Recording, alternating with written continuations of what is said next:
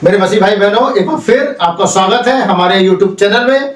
और जबकि जैसा कि हमने प्रॉमिस किया था कि हम एक संदेश को लेकर के आएंगे 28 फरवरी 1963 के संबंध में, और आज हम उस संदेश के साथ आपके सामने हैं। और जैसा कि आप मेरे पीछे स्क्रीन पर देख रहे हैं, एक क्लाउड की तस्वीर, बादल की तस्वीर और एक रॉकेट की तस्वीर, और इधर भविष्यवक्ता भाई विलियम ब्रैनम की तस्वीर को। जी हाँ, आज हमारा टॉपिक यही है। हम बात करना चाहते हैं 28 फरवरी 1963 के विषय में। जी हाँ मेरे भाई बहनों, आज 28 फरवरी 1963 के विषय में हम उन विश्वासियों के विषय में बात करते हैं जो विश्वासी ये विश्वास करते हैं कि 28 फरवरी 1963 को प्रकाशित वाक्य 10 अध्याय पूरा हुआ, जबकि 7 दूत इस पृथ्वी पर उतर के आए और उस छोटी खुली पुस्तक को भविष्यवक्ता को दिया।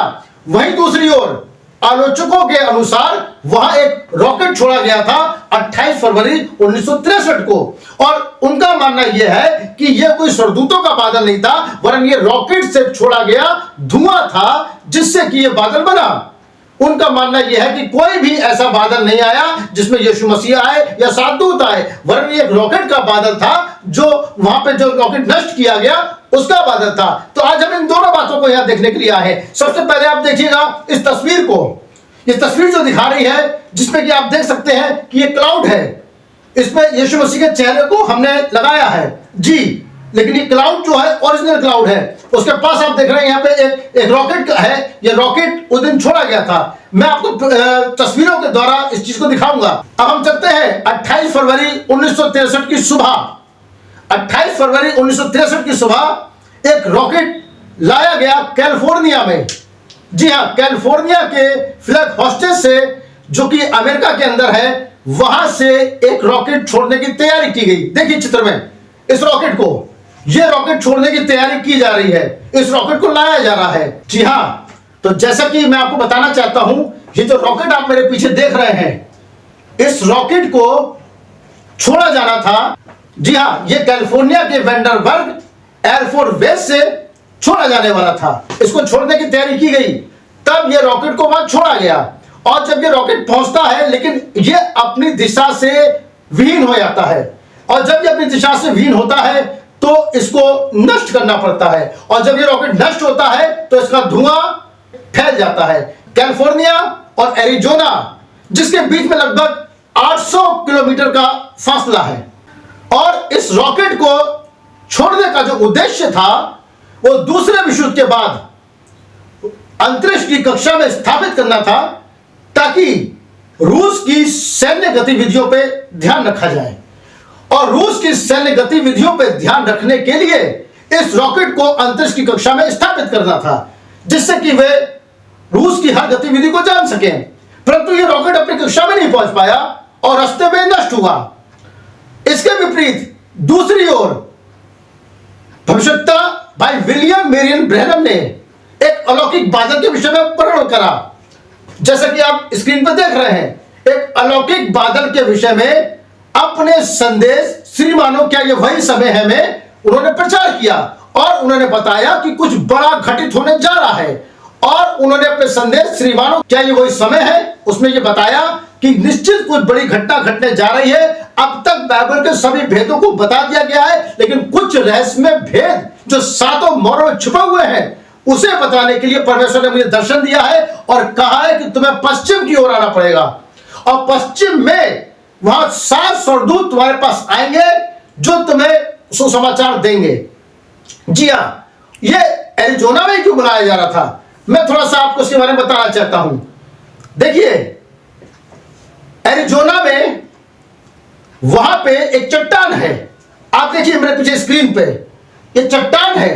इस चट्टान पे सदियों पहले, करोड़ों वर्ष पहले जब पृथ्वी का निर्माण हुआ, कोई नहीं जानता था कि आगे क्या घटित होगा, लेकिन जब पृथ्वी का निर्माण किया गया करोड़ों वर्ष पहले, इस पे एक आकृति की रचना की गई, क्योंकि परमेश्वर जानता था अंत के समय में मेरा भविष्यवक्ता आएगा, और जब वो आएगा तो मैं अपने रहस्यमय चीजों को वहां बताऊंगा। देखिए, मैं आपको दिखाना चाहता हूं। ये देखिए, ये चट्टान है, जैसे कि आप स्क्रीन देखें, चट्टान पे एक मानव का चेहरा बना हुआ है। इस मानव के चेहरे पे हम इस फोटो को फिट करते हैं। ये फोटो फिट होता है। ये फोटो जब फिट हो रहा है तो आप देखते हैं कि ये चेहरा है, एक फोटो है जो दर्शाता है कि किसी मानव आकृति का फोटो है। और तब परमेश्वर ने अपने भविष्यवक्ता को वहां बुलाया। लगभग 2 महीने के बाद भाई ब्रैनम, जो कि भविष्यवक्ता इस युग के, 28 फरवरी 1963 को वहां पहुंचते हैं, जबकि भविष्यवाणी उन्होंने 30 दिसंबर 1962 को की थी। श्रीमानो क्या ये वही समय है में? और तब वो शिकार के बहाने वहां जाते हैं, उनके साथ उनके मित्र भी जाते हैं। और जब वो वहां पहुंचते हैं तो अचानक एक ब्लास्ट होता है और भविष्यवक्ता बताता है इस चीज को कि अनंतता से 7 स्वर्गदूत उसके सामने आ खड़े हुए, और जैसे ही वो सामने आ खड़े हुए वहां एक ब्लास्ट हुआ। यह घटना भविष्यवक्ता के मुंह से आती है। और तब वहां पर कुछ चित्र भी खींचे जाते हैं, जैसा कि चित्र आप मेरे पीछे देख रहे हैं। मैं आपको दिखाना चाहता हूं पहला चित्र, जो कि लाइफ पत्रिका में छपा था। तो मैं आपको बताना चाहता हूं, सबसे पहले एक चित्र को छापा, और ये थी साइंस मैगजीन। मैं आपको दिखाना चाहता हूं साइंस मैगजीन का वो दृश्य जो सबसे पहले पुस्तिका में छापा गया, मैगजीन में छपा, वो ये है। इस मैगजीन में इस चित्र को छापा गया।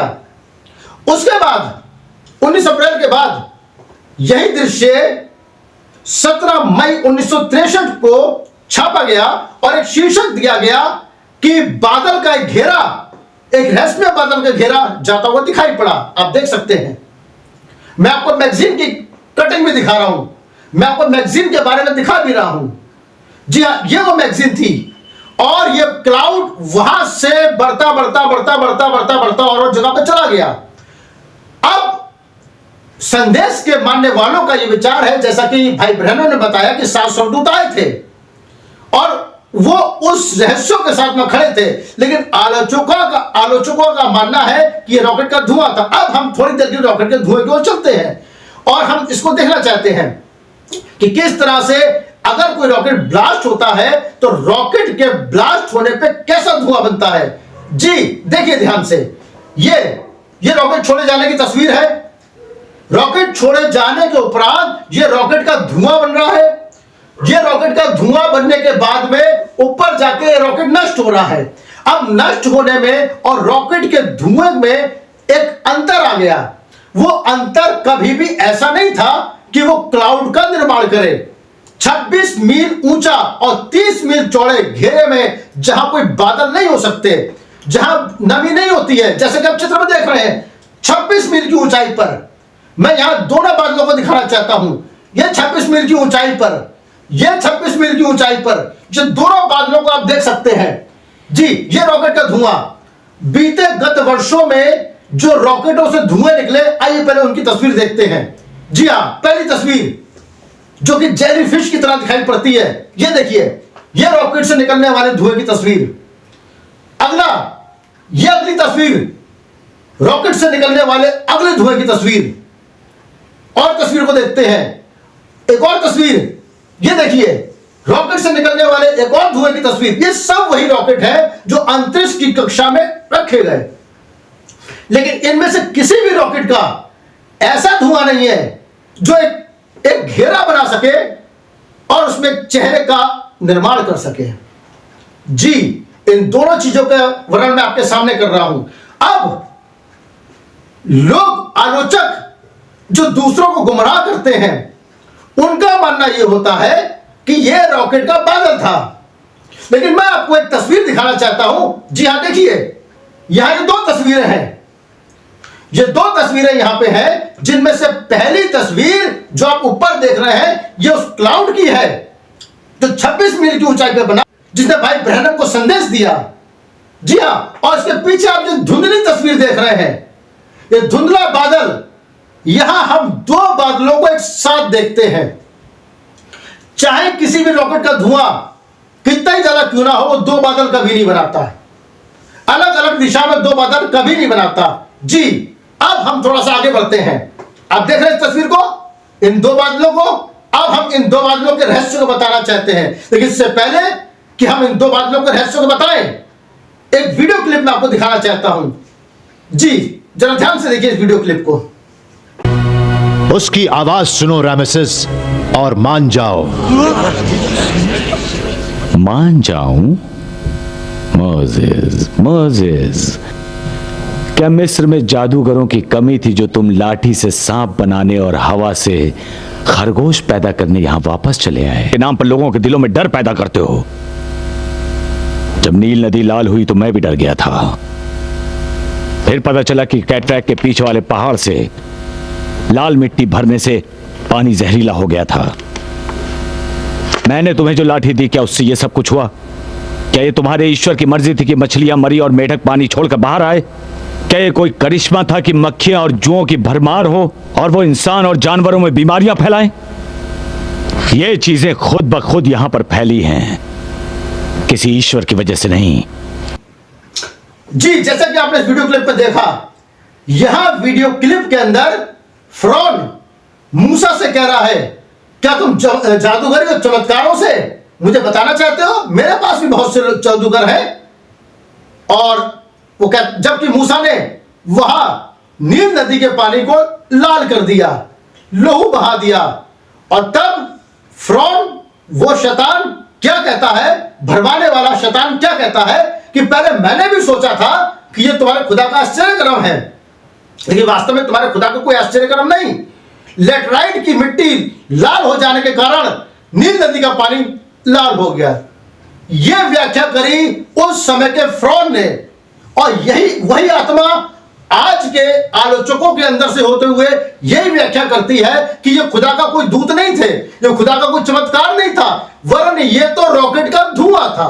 उनके लिए रॉकेट का धुआं था, लेकिन वास्तविकता ये नहीं थी। अब उनका दूसरा प्रश्न, जो वो कहते हैं कि परमेश्वर कभी भी रेगिस्तान में नहीं जाता, जैसे कि उन्होंने कहा है, लेकिन आप ध्यान दें तो आप पाएंगे परमेश्वर ही रेगिस्तानों में फूल खिलाने की ताकत रखता है। हालेलुया।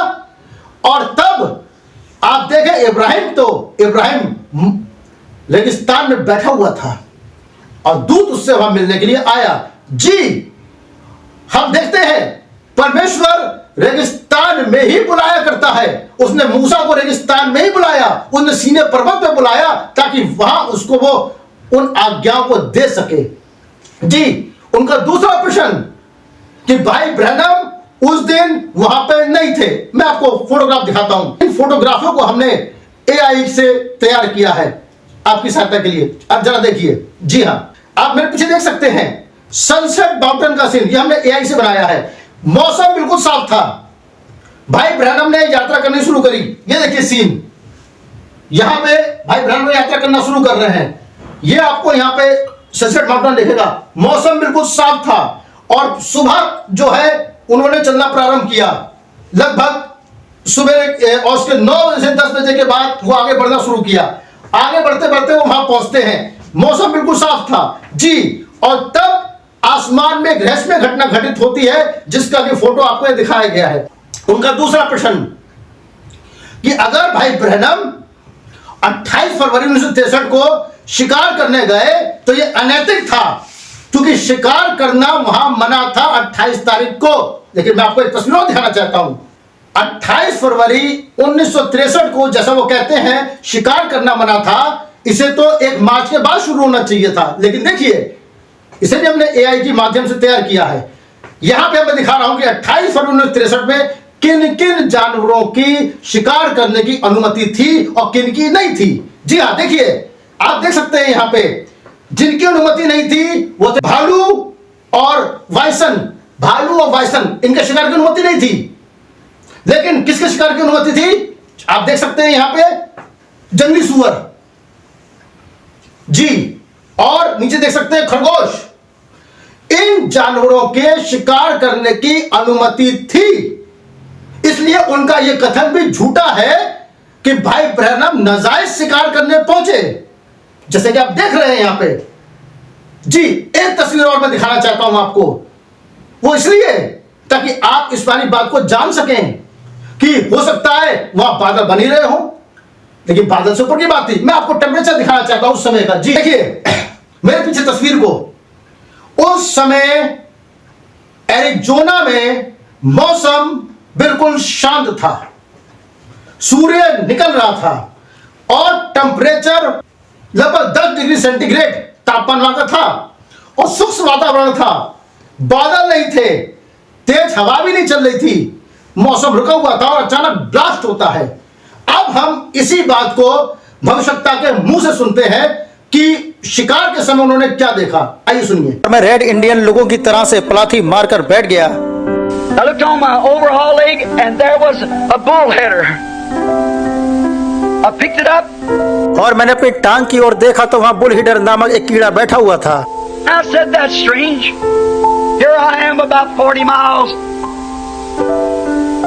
northeast of Tucson. मैंने उसे पकड़ लिया और आश्चर्यचकित हो गया। मैंने सोचा कि मैं यहाँ टूसान में 40 मील उत्तर पूर्व की ओर हूँ। There's my little boy Joseph sitting there waiting for me. और मेरा छोटा बेटा जोसेफ वहाँ कैंप में नीचे मेरी प्रतीक्षा कर रहा है। And as I started to look, I seen a herd of hogs come out about 1,000 yards from me up on a mountain. फिर मैंने सुअरों के झुंड को लगभग 1000 गज दूर पहाड़ों से नीचे आते हुए देखा। I threw the bullheader down. I said, I'll get him. I'll go get Brother Fred and I'll hang up a piece of paper to let know. मैंने उस कीड़े को फेंक दिया और सोचा अब मैं इन सुअरों को यहाँ घेर लूंगा। मैंने सोचा यहाँ एक कागज का टुकड़ा टांग दूं और भाई फ्रेड को बुला लूं ताकि हमें पता चल सके कि हमें किस ओर शिकार के लिए जाना है। Which way to go on this old Catilla here, and we'll get Brother Fred and I started up the mountain running as hard as I could on the other side. और मैं पहाड़ी की दूसरी ओर जितनी तेजी से चल सकता था उतनी तेजी से चल दिया। All of a sudden, I thought somebody shot me. अचानक मुझे ऐसा लगा शायद किसी ने मुझे गोली मार दी। I never heard such a blast that shook the whole country. And when it did, standing before me was 7 angels in a cluster. मैंने कभी इतनी जोर का धमाका नहीं सुना था जिससे पूरा नगर हिल गया। और जो ही ऐसा हुआ 60 सरदूत झुंड के रूप में मेरे सामने खड़े थे। I met Brother Fred and them little lads said, what was that? I said, that was it. What are you going to do? Return home.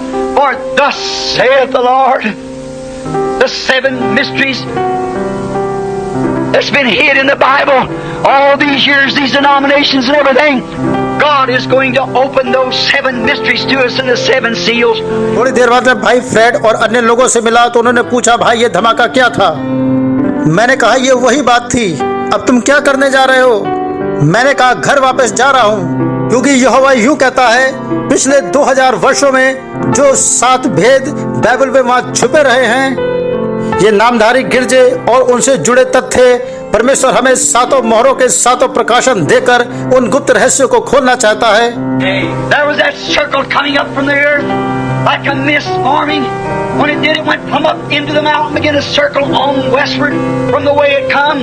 और एक जैसे कोहरा सा उठता है वैसे वो 7 सरदूतों का झुंड उठा और मानो जिस ओर से वो आया था उसी ओर वापस अर्थात पश्चिम की ओर जाने लगा। जैसा कि आपने देखा ऑडियो क्लिप में कि भविष्यवक्ता ने क्या बताया, और तब ये 2 तरह की आत्माएं जो पहले थी वो आज भी हैं, जो भरमाने वाली आत्माएं हैं, जो उस चीज के विरोध में खड़ी होती है जो चीज परमेश्वर की ओर से आती है।